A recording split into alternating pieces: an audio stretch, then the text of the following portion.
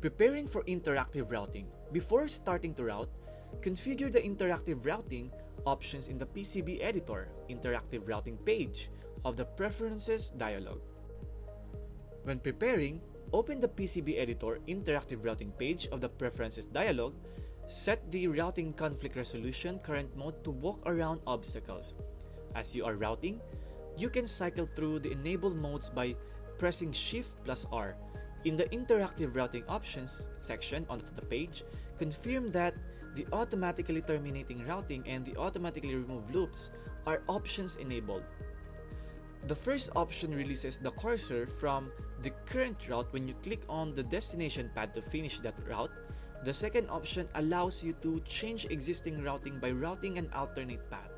You can route a new path until it meets the old path, wherein you can now create a loop. Then right-click to indicate it is complete.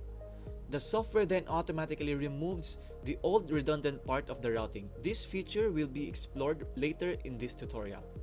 Then next, confirm that the track width mode or the via size mode options are both set to rule preferred. Then click OK to save changes and close the Preferences dialog. Then lastly, click Ctrl-Shift-G to open the snap grid dialog and set the snap grid to 0.25 mm.